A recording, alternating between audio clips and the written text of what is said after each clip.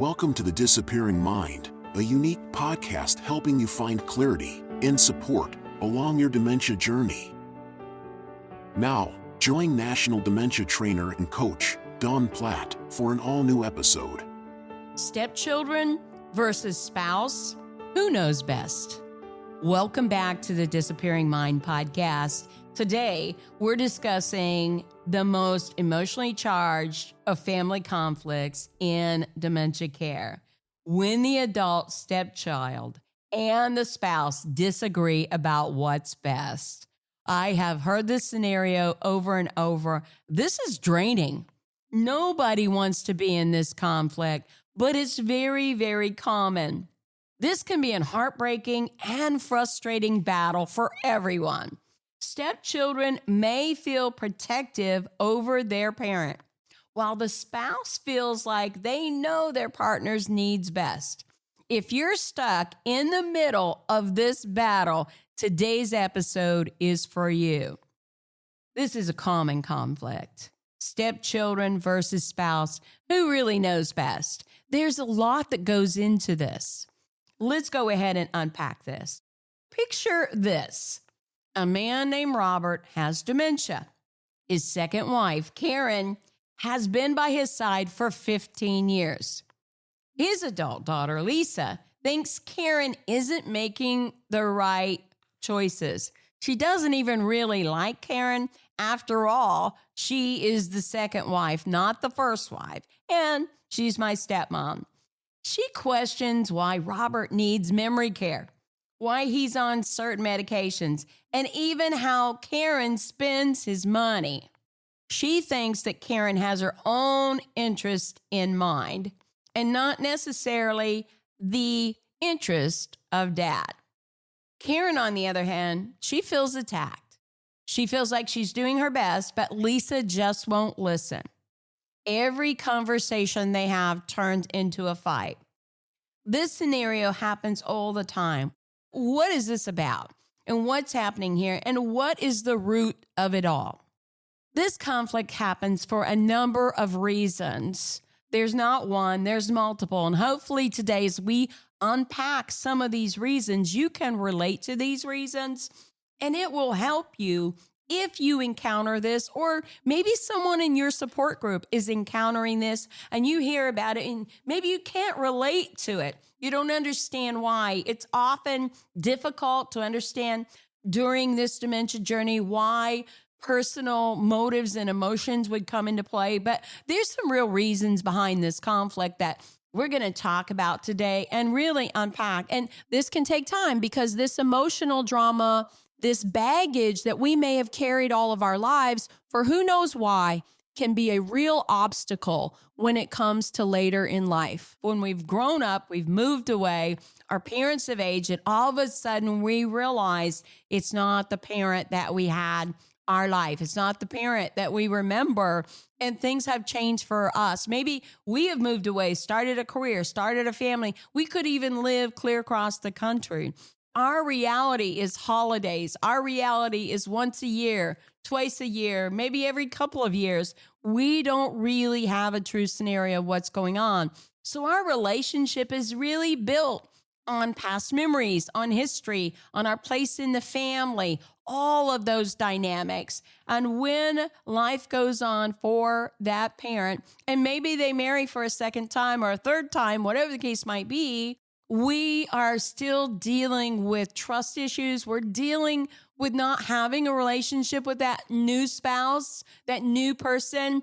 And we always question. I think that we always question the motives. We always question because we're used to the way we were raised. We're used to the way things have been growing up. And that can really play into our conversations. Let's look at why this conflict happens. It could be about loyalty and protectiveness. Stepchildren often feel like their parent's second spouse isn't the family the same way that they are. They may think of them as second rate or second class. I mean, after all, they weren't the first. It depends on how they look at that position of that second spouse is going to help dictate where they're at with this protectiveness or this loyalty or their whole thought process behind the original family or the way things were.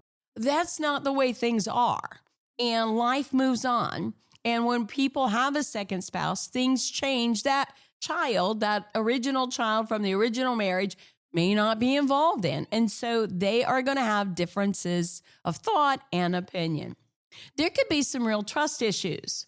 They may worry about finances, especially if their parent has substantial monies, savings or property, houses, cars, boats, all of those kinds of things. There may be some trust issues with that and the way that the child views that in relationship to who they are in the family and the fact that this is their parent. Denial and emotional resistance. They often see their parent through the lens of who they used to be, not who they are now or who they're going to be. And that's a real emotional place for children to be, especially if they've been removed, whether it's through relocation, whether it's emotional removal, whatever the case might be. They still view their parent as of who they were when they were growing up. And that parent has probably changed so many times. And so they're going to be in denial of that. They're going to have some resistance of that because they don't have any knowledge of it. This may be the root behind why conflicts happen. And then everybody could fear losing their role. They might feel pushed aside as the new spouse takes control. Maybe the second marriage, they had more children. And so it's a blended family. That fear of losing your role, that fear of being a recognized child can be real for children to experience. And that may be what's behind this conflict, what's behind this disagreement. How do you work together in this scenario? How do you make a difference? I think there are a number of things that you can do. This is part of a 5-part series on dementia caregiving and family conflict. I could probably do 100 episodes or more in and around this topic alone. It comes into play when there are decisions to be made in any type of caregiving, but especially in dementia because people don't understand dementia. They don't understand the changes that come with dementia. They don't always understand the journey that comes with dementia.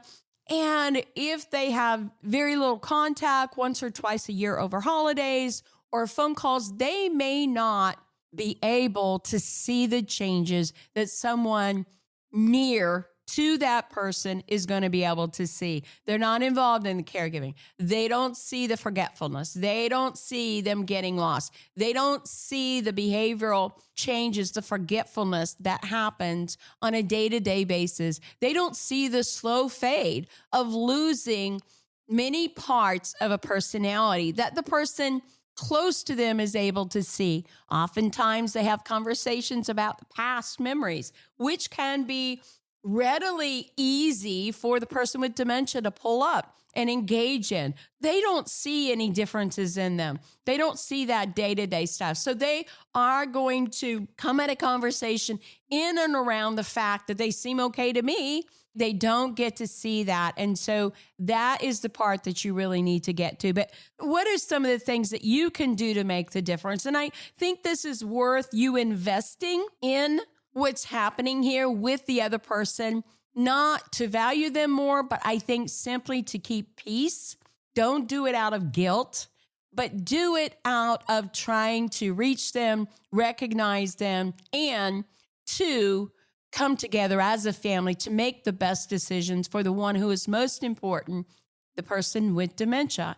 After all, that's what we're doing on this caregiving journey. You've made the decision to do that. Here are 4 things I think that you can do that you may find in any scenario here beneficial. Now, there is a balance to these. I don't expect you to go full in, but I think that it might help you navigate these family conflicts if you consider these 4 things as you are trying to communicate with that person, that family member, that aunt, the uncle, the brother, the sister, whatever the case might be, acknowledge their emotions. It's really important. Be the first one to do that. I know this can be hard because you're the one who is the caregiver. You're the one handling the load. You're the one who are having the 36-hour day. You're the one, but acknowledge their emotions. Now, there is a balance in this. Say something like, I know you love your dad. Okay, that's just simply recognizing that you think there's a good motive behind their reaction or their questions. I know you love your dad. It's just that recognition could really, really disarm them in so many ways. That's a great way to segue into, and I love him too. And we have his best interest in mind. That really lays the foundation, I think, for moving forward in a conversation. The second thing is keep it about the parent or the loved one's needs. Keep it at that level because that's the thing that you're trying to get to.